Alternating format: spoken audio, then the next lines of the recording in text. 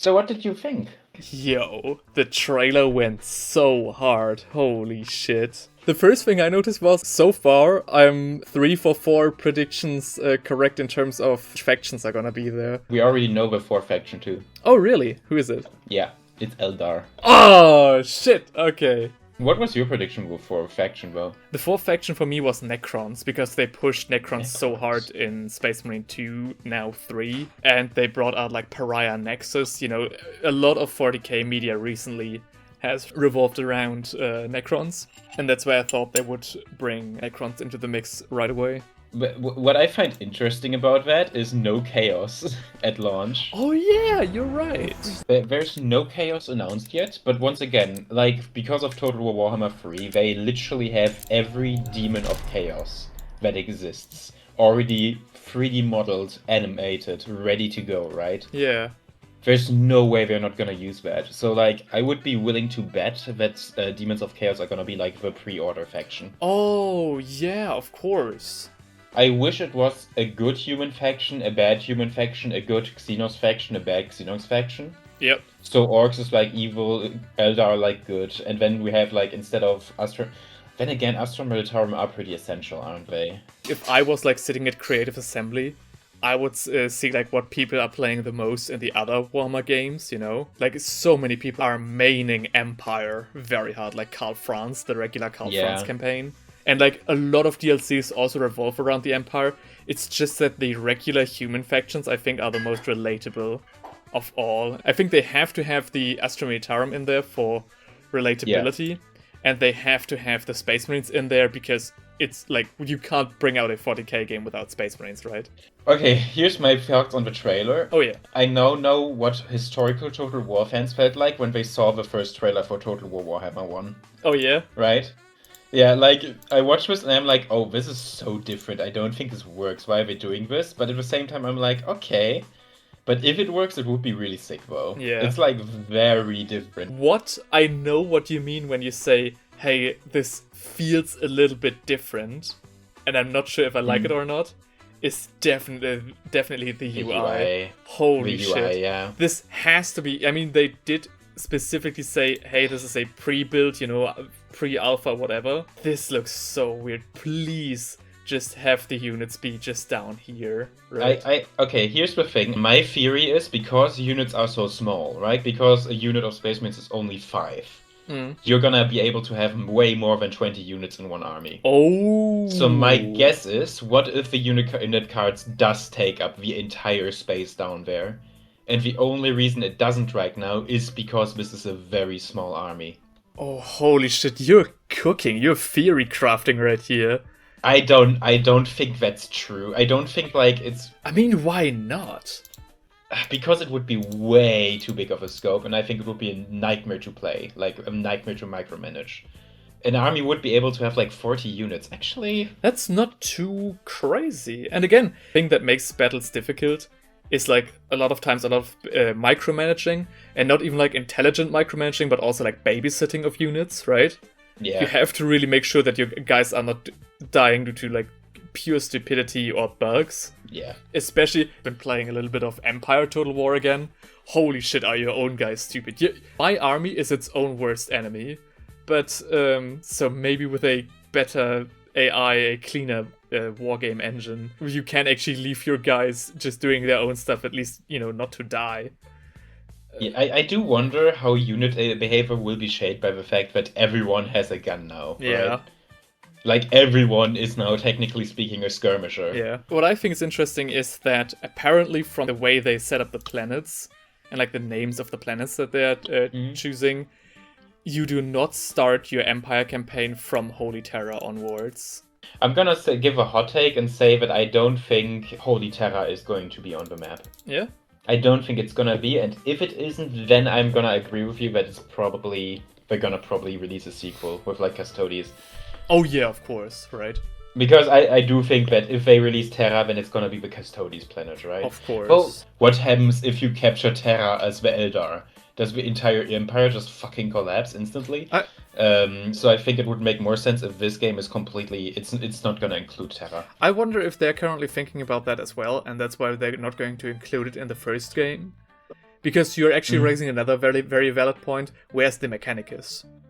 So if they brought out like a second game, they could easily, for example, release Custodes and Mechanicus as the good guy Empire side, like Imperium side. Yeah, Necrons versus Mechanicus is a classic. Yeah, and Custodes maybe against Chaos, for example, or whatever. If it's not going to be the free LC, right? Or the pre-order bonus. If they create like a sequel game, I really hope that we can just go into the Eye of Terror, because that sounds really cool. Yeah. Being able to actually just say, fuck it, I will go to the Eye of Terror and I will close it myself now. Yeah. Would be sick as hell. Well, it's like, like in Total War Warhammer 3, you can't close the rift, but you can go over there and burn it to the fucking ground where there's nothing left. True. The Chaos Waste always will exist, but you can just ruin it permanently. You can. That's true. Yeah. Two things that I also thought of, especially when I saw this map. This map really reminded me of Gothic Armada 2, and also Star Wars Empire at War. The galaxy card with the hyperlanes connecting everything. And then, like, if you click on a planet, you have several sectors to conquer. Or if it's like in Star Wars Empire at War, that you have like one battle per planet to conquer it. Yeah, I'm gonna be pessimistic and say, it looks like every planet is just one map. Like every planet is one settlement, right? Fair enough. How do you think movement works here, though? Well, in Empire Total War, you had, if you wanted to travel by sea, you had to build ships. Yeah. And that's where I'm thinking is, maybe you have to build ships to actually traverse planets. The thing is, they said it's one of their most ambitious projects to time. Yeah, no shit. Yeah, of course, right? Even like just the scope of everything. But what I'm thinking is like, are they going to bring back basically naval combat? Because there are quite a lot of battleships. That's true. Top left, we can see your main character, yes. Yeah. But then you can also have like a button that says plus a ship. Yeah. Are ships the legendary lords? No, not legendary lords, the generic lords now? Or is it like a different thing? I think it has to be a different thing.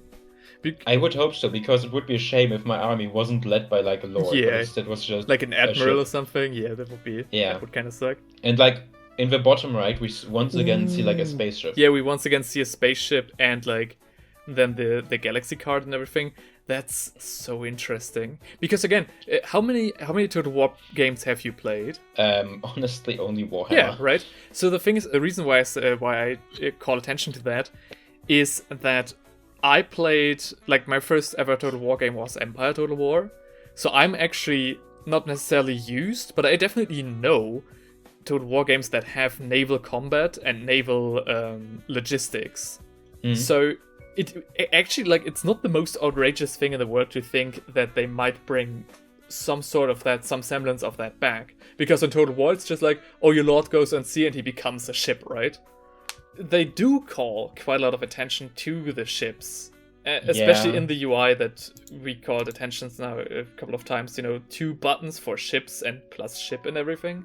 I think this has to mean something. Yeah, but like the fact that in the UI I don't see a designated recruit like army button. Yeah. And I only see ship buttons instead makes me think that the ships are the armies. Maybe, yeah, that could be true. Which would be a shame, but I wouldn't really exclude the possibility of naval battles. The thing is, I kinda get if they wouldn't do that because it is kinda like asking for a lot here, right? I mean, there's a reason why Battlefleet Gothic Armada is its own game. If they try to keep it lore accurate, imagine how fucking annoying warp travel would be. Oh my gosh. You're like, hey, I'm gonna march my unit to this planet. Oh, your army just disappeared for the next 20 turns. Oh my god. What? Yeah. That would be an interesting mechanic though. What if they said to you, alright, you have to use these fucking safe hyperlane, but you could also skip from Draxis all the way to Fortis Ferra as like a surprise attack through the warp, but that comes with a risk of losing like so-and-so attrition to your army. Or being just straight up attacked by a Demon of Chaos army. Yeah. And that would be the tie-in for the pre-order DLC, because usually demons are only relevant if you go warp travel and get attacked. Yeah. Boom. Boom. And also the Eldar could just do it for free. The Eldar don't give a fuck. The Eldar just can use the speedway or what it's called, the webway. I wonder if to do it if for they free. they could use the warp, but instead they have instead of being able to sprint everywhere with a cost, they can only sprint to like certain areas, to like certain planets. So maybe not Fortis Terra, but there would be a warp gate on Lestile Quintus. But that's then for free, so they don't have as much maneuverability, but at least it's a lot safer. You don't have any attrition at all. And the orcs always take attrition, but they don't care. They don't give a fuck. You can have the attrition, but you will also get like morale bonus or like bonus to your war or something, like war energy. If you go through a warp and you get attacked by demons, then actually that's really good for your army because it makes your boys very happy. In fact, if you don't use the warp, you can still suffer attrition because the orcs will get bored and fight one another. That would be hilarious. That would be so funny. As an orc player, you just have passive attrition all the time because your orcs are just bashing one another. I do think we have some really cool ideas here. I wonder if any of them actually get used. CA should call us right now. All of these ideas are completely for free. Feel free to take. I'm gonna be real with you. I feel like every time I play Total War Warhammer, I spend 90% of the time on the campaign map. And aesthetically, I am not interested in like just looking at space, right? Like I would much rather look at a world map than at a space map every time. There is a realistic chance that I'm not really gonna like this game all that much. I think if the map looks like this, though, then it's going to be a lot more enjoyable. But yeah, I think there's quite the realistic chance that what we're seeing here is going to be the campaign map, because I'm just now remembering like the map in Star Wars Empire at War was pretty much just the universe in like different blue tones. In Stellaris it's also like the same, right? It might come with the turf that the campaign map is a little bit less interesting. I hope it's not, because I definitely agree with you, the insanely nice campaign map as it is in Total War Warhammer 3 would definitely be missed in this game. Actually, now we could talk about like how our units gonna be deployed. Do they have like deployment zones, or do you just fucking drop them? I wonder if you can have like units in a reserve, right? It's not like the pot drops and another unit card appears, right? So this is probably one unit that is already here that is being deployed via drop pod. So you can actually have reserves during the battle come in. Also, like, the one detail I immediately spotted was like the Exterminatus happening in the background, right? So I wonder, like, how often can you do that? How often can you just fucking nuke a planet? Do you destroy the army and everything as well? Or is this just like the race animation, if you can raise a planet? Like when you conquer it? That makes sense. I wonder if you can permanently blow up a planet to the point where it doesn't get rebuilt ever. I wonder how big the ramifications are. Like, oh, okay, you raise the planet. If anybody wants to build anything here, they have to wait 1,000 years for the atmosphere to come back, and good luck. Get wrecked. That would be crazy. Yeah. Total War players, and something I've not experienced myself because I haven't played the right Total War games, is that there actually used to be like population mechanics. And I wonder if it's going to be a little bit like Stellaris. For example, you have, the Astrometarum and the Space Marines, and later the Custodes and Mechanicus. And they all have the same population. So it's like you can, as for example, a Space Marine, take an Astrometarum planet, and you don't suffer too big of a consequence because the population is the same, because you're both human. But if you, for example, were to take an Eldar world, because the population is elves, if you are facing much more like bigger problems in terms of population interplay. I feel like no one would benefit from this mechanic except for humans. Fair enough. Oh, maybe like, Tau, no... right? You know, Tau have like... Oh, yeah, Tau would be cool, And I guess Chaos could just corrupt and use humans as stock or something. If you were like a Chaos player, you see a planet with a big population and you think to yourself, ooh, if I take this, I can sacrifice half the population because it's so many people and get like insane boni from different gods through like rituals and stuff.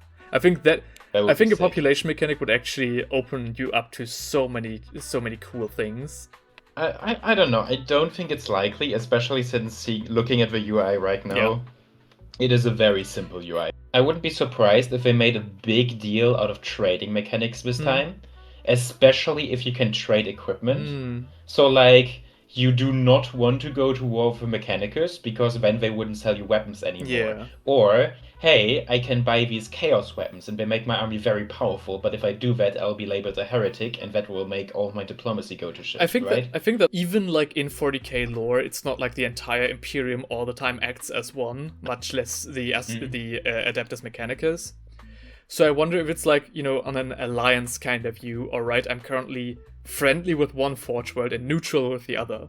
Both are currently selling me stuff, but if I want to invade the one Forge World that is giving me Titans, I lose the Titans, and the friendly Forge World is just supplying me with a better bayonet, right?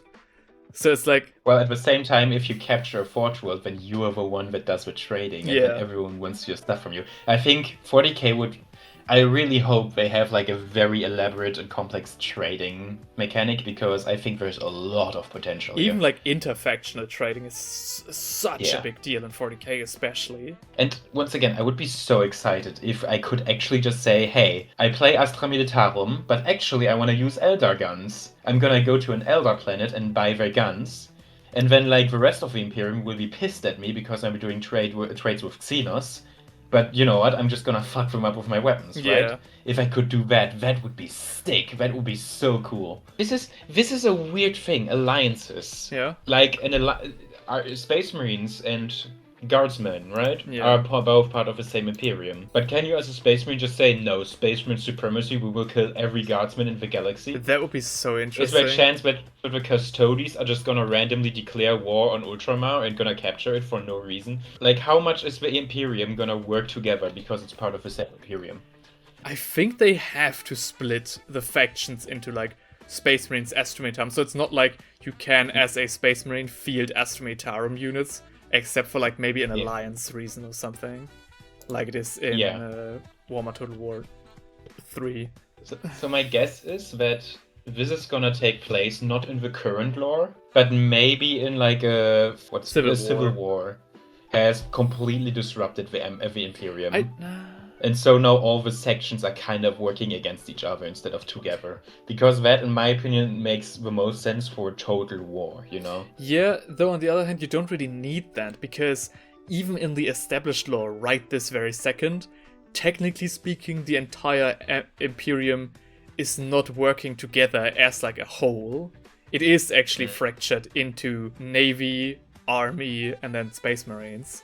They actually have to humbly request one another's help, right? Yeah. So, but like, I think you don't actually have to change you actually don't have to think of like in the Civil War scenario for Space Marines to invade a guard planet. I wonder, because in Total War Shogun 2, there was a mechanic called the Realm Divide, when you as a Shogun had more than half of the entire landmass of Japan, the entire rest of the continent would immediately declare war on you. They'd forge like one big alliance and say, okay, you're too big, you're too powerful, we have to fucking kill you right now. And I wonder if that would make a lot of sense for the Imperium as well, right? If one chapter was like, oh, I'm currently controlling fucking half of the Imperium, they would probably raise some eyebrows and say like, okay, hang on, we specifically have the chapters and the division of like Navy, Army, and Space Marines so that no single warlord can become too powerful, so we avoid a second heresy. So if you were a Space Marine player and you captured a planet from the orcs, you would be like, I don't want to get too big, so I have to give this to the Militarum now. And the Astra Militarum would, of course, have the gimmick that they can have an unlimited amount of planets because they're just that big. Yeah, for example, or if you have to, that would be cool. If you really have to manage like vassals and stuff, so you can have half the galaxy without triggering a realm divide, but it has to be divisioned into like several vassals that you control behind the scenes. That would be really cool, especially since I'm really hoping for some sort of mechanic that keeps the Space Marines a bit smaller. Yeah. Because, you know, if I can just say, hey, I have to invade this planet, but I'm just gonna bring 40,000 Space Marines, and I'm gonna overwhelm with numbers, then I would say that I kind of use Space Marines wrong, right? So I think it would be cool if there was some sort of mechanic that made it so Space Marines are pretty limited. Maybe because they can have only a limited amount of planets before the Codex starts complaining. Oh, yeah. I wonder if the Space Marines will have like a mechanic like the War mechanic for the Orcs, where they can call a crusade, and during the crusade they can have as many Space Marines as they want. Because that is Codex compliant, right? I'm gonna go out on a limb and say that the orcs are gonna have a war mechanic. Ooh, really? The hot takes from the left field right now. Yeah, I know. We have some insightful commentary on the game. Oh right yeah, now. this is we are sharing some deep lore knowledge right now. Yeah. I have a question. What do you think? Do you think they're gonna still stick to the system that the leader of your army is always a legendary named character from the lore? Or do you think that maybe the leader of a faction can just be a guy? Because I just went through the shot where they blink through all the colors of a Space Marine, and there's a bunch of them there which I just straight up don't recognize, Hang on, right? let me have a look as well. Like who would lead this army? Who would lead? Okay, that's Ultramarines, but who's the legendary lord of the? Of whoever these guys are, yeah.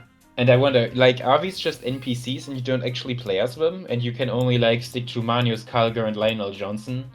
Or is it gonna be, hey, you can play as the fucking Marines Malevolent, we don't care. Your playable legendary lord is just gonna be some dude named, Stink Bragbrit. That's more like a goblin name. Okay, fair enough. I'm wondering as well, that didn't happen for Fantasy Total War, but I'm wondering if they would do that for 40k Total War.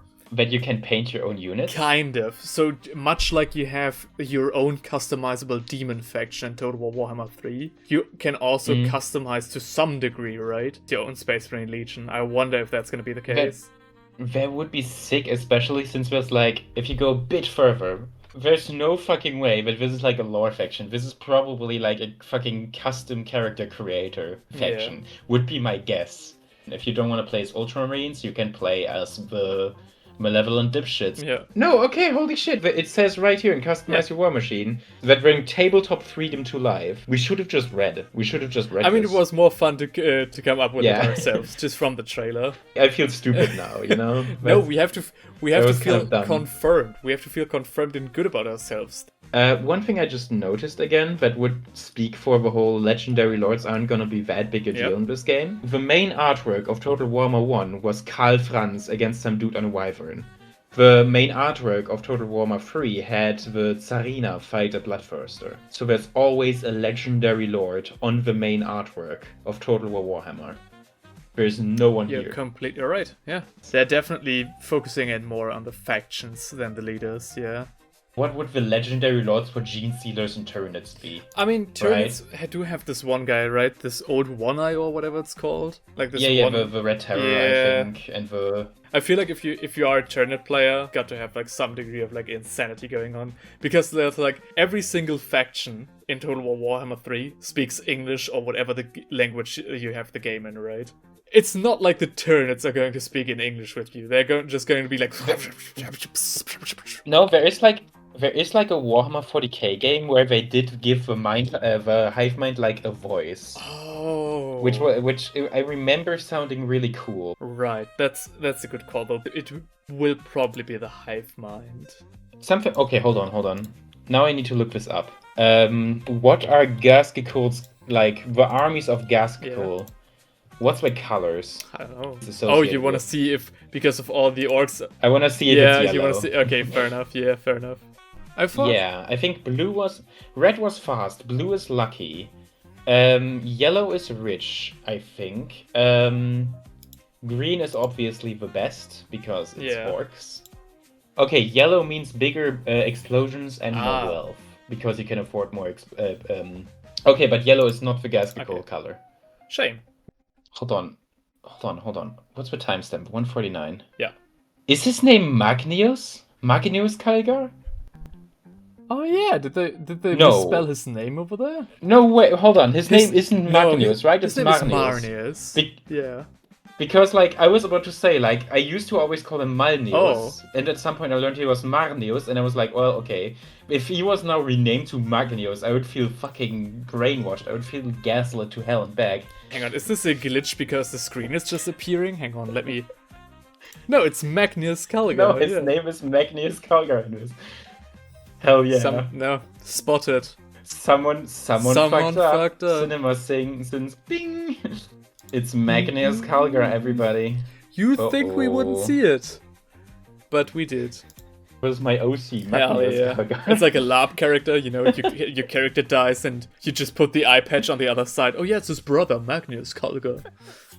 When I read the comic, wasn't like that an Oh my actual plot gosh. point for MAGNEUS, but he like stole his name from Yeah, someone else. the original MAGNEUS Karga died, and to remember his sacrifice, he called himself MAGNEUS Karga to keep him alive. That's happened What's your twice. name? I'm Like, Ray. it's- Ray who? Ray Karga. I was thinking of like Invincible, of like, oh no, Rex just died. To honor his name, I will be naming myself Rex now. And no one questions how fucking weird that is to announce that at his funeral. Yeah. Like, imagine if I died like a heroic way, and at my funeral you stand up and go, yeah, I'm changing my name Yeah. to Heinrich. Like, What I wanted to originally point out, though, we do have like this thing plop up, Xenos Incursion Designation Eldari, right? However, they're not appearing in the on a planet here. They're appearing in the middle of it. So I'm wondering, because the Eldari don't really have planets, they have craft worlds, except for like some special casts. Are they going to behave a little bit like the ogres in Total War Warhammer 3, so that they are a wandering faction setting up camp here and there, having like an operative range, you know, stuff like that? I don't know how the Eldar work in Oh, Lore. the Eldar are basically, instead of occupying a planet, they're traveling around on planet-sized starships. Oh, craft worlds are starships. Okay, I never knew that. Huh. Is the game going to fucking release on PS5? Because see, on the bottom corner, Xbox and PS5. Yeah, no. Actually, you're right. How How the the fuck is fuck? that gonna work? Oh my gosh, the PS5 players are going to struggle commanding 40 units if what you said is true. Hold on, is StarCraft for PlayStation? Does that like exist? Okay, no, RTS games aren't on PlayStation. Yeah. So, hold on, how? How is this supposed to work on a fucking PlayStation? No you, idea. you only have the auto resolve option. It's like, you can't command individual battles. No, you get to watch. Yeah. You have like your little character. Also, is this going to be a standalone game, or are they going to make like 40k Immortal Empires? I think they have to. Like, they know this concept works. They know people liked it. And they know they can pull it off. It was massively successful. It also is a surefire way to ensure that people are going to buy all 3 games if they want to have all factions available in Mortal Empires in the sandbox. I think there's just no way that they're not going to do that.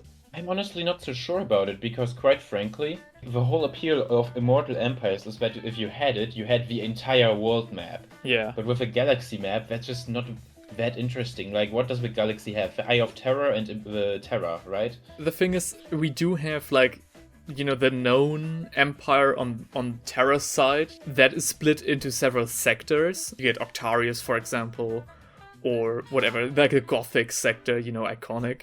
I'd like to see if they have the balls to let you charge A into the Eye of Terror, because that is possible from a lore perspective. That would be insane. Or B, if they'd actually have the balls to expand the playable Empire map all the way into Imperium Nihilus. So the side of the Imperium on the other side of the Great Rift, right? That would go very hard. My first prediction would honestly be that they are not planning to release sequels for this. Instead, they're just gonna release a fuck ton of DLC for this. I think they're gonna pull the 3-game strategy as well. It just worked so well the other way around. And I don't think, like, if we look at the reception that Total War Warhammer 3 got, it was very, I'm gonna say bad, honest. Yeah. And I feel like Creative Assembly might have looked at Total War Warhammer 3, and it might go, like, let's not do sequels again, let's just expand it via DLC, if the game is, like, popular. I think for that you have to also, like, see why Warhammer 3 was so badly received. And I think a main reason for that was a very weak campaign. That's not necessarily the fault of the game, like bad game mechanics and everything, bad game design. You can have that with any game. And also a main problem was the spaghetti code, the bad... Yeah. Like, you had problems from all the way back from Rome 2, because they were just building every time on top the same code. And now they've actually built a completely new engine for this game, and for, like, Total War in general. Oh, I didn't know this. Yeah, so I think you know, with that in mind, when you are working with an engine that is like only a couple of years old and only supported one game, or maybe like 2 games if you are trying to reach 3, right? Then you are dealing with probably a lot less spaghetti code. Do you know why Total War Warhammer 3 had spaghetti code, but the second game didn't? Or at least as much? Yeah, I don't... Because I have no idea. I think that, yeah, the reason for that, Total War Warhammer 3 was developed alongside the old foolish endeavor of Total War Hyenas. And that's why they had to take a lot of experienced staff from the Total War development team, put them on Total War Hyenas, and they also laid off a lot of experienced staff as well. In theory, the third game should just reuse this engine of the second game. That's what you would think, but it actually, what I've heard is that that was actually not the case. They were working with an inferior version. What I've heard. Okay, I'm pretty but here's sure. the thing. If I was Creative Assembly and I had to learn anything from Total War Warhammer 3, it did sell really well, apparently. Yeah. Well, like, I'm looking at the amount of Steam reviews. It has as many Steam reviews as the second game. Yep. But it would be that people do not play the unique campaign. Pretty much everyone is just interested in Immortal Empires and nothing else. Yep. That's the first thing. So then my question would be, why bother make a unique campaign for every game if everyone is just interested in Galactic Conquest? So if I was Creative Assembly, I would genuinely just say, yeah, Total War Warhammer 40k is going to be a standalone game. It's not going to get sequels at first. Yep. But it's going to get so much DLC. Like, so much DLC. I think there's 2 contrapoints to that, though. I think it's a lot easier to expand a game via 3 titles, including DLC, because the whole work is a lot more compartmentalized, right? You don't need to work on a game and say to yourself, alright, this game still has to run as well in like 10 years with 12 other factions and like maybe even a bigger map and everything, right? You don't have to put I think they could do it. They have a new engine and everything. I don't know. Imagine if they did make sequels, but they didn't expand the space. Oh yeah. Like in Total War Warhammer, they expanded the time frame. Oh my gosh. Like, Total Warhammer 40k 2 is about the Horus Heresy. You know what I find interesting? Now that you mentioned the Horus Heresy, Total War and Creative Assembly are addicted to shitting out Sega titles. They're like games with a way smaller scope. Like, we have to release something every 2 years. Yeah, we have to release some small game, whatever, right? Think the first proper Sega title that has a scope a lot smaller and would still be massively successful would probably be Warhammer 30k Total War. Because I think so too. You could just have the Horus Heresy partake in the Soul system. You only need to really have Solar Auxilia, Mechanicus, and Space Marines, which is, you know, a lot. The scope, I think, is still a lot bigger than a lot of Sega titles currently have. But I think it would still be just such a massive money printer. Holy shit. And they could even do this like 3 times, right? If they really wanted to. Like Warhammer 10k, Warhammer 20k? No, they could have like Warhammer 30k, and you have like one game only playing in the Solar System, one game playing in the Beta Garmin cluster, one game playing in like the Istvan 3 Massacre, you know, the Istvan system. So you could... No, I don't know. You could probably do that. I think the likely scenarios for that is either they make Horus Heresy a standalone game, or like they try to make Horus Heresy bigger, but then it also connects to like Total War 40k properly. Yeah. Like Immortal Empires. And once again, if the latter would be true, it would be so sick. If we could connect the Horus Heresy game to the vanilla game, oh my god. That would be insanely cool. The thing is, though, I don't think they're gonna do that. And the simple reason for, my reasoning for that is, like, it would make them more money to not do that and have it be a separate game. Also because then they could, you know, keep the studio open for a couple of years longer without having to really look for another IP or another idea, right? Yeah. I have no doubt that they could get a good IP right now if they wanted to. Oh yeah, sure, no, 100%. I've seen people ask for Elder Scrolls, which was very interesting. Dang, that would be a curveball. Imagine Total War Elder Scrolls coming out before Elder Scrolls 6. Do you think they're gonna bring back like every Primarch for this game? Oh, no. I don't think so. Like, do you think we will ever, throughout the history of Total War 40k, see like a playable Konrad Kurze? Ferrus Manus, the one Primarch who's most definitely dead.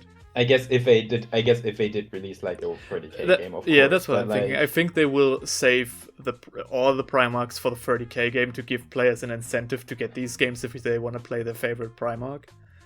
I think it's so funny. Oftentimes we talk so much around the bush, and then I read comments like when we have like hypotheses about something, or when we're arguing about something, because we never read any fucking text, so we rarely do. And then the comments are like, well, this entire argument of 10 minutes could have been avoided if the guys would just read more. We are yapping. I think there's a big difference between reading the lore that Games Workshop gives to some random miniature, right? And this. I think we should have definitely maybe read this entire description first and then like talked later. Nah. Cringe. Yeah. I'm gonna scroll down a little more, and the next info box is gonna say the next game is gonna take place in Horus Heresy, but you can connect the two. I thought we were sitting here all smug, sitting like, oh yeah, we have such great ideas. CA, come on the horn, you can have all of that for free. Meanwhile, they already did all of that and just listed it in the very description of the game we are talking about. If I should say anything about this, the hype is definitely up. I'm very hyped about this game. Yeah. It's going to be very interesting. It's going to be like 3 years before this game releases, so...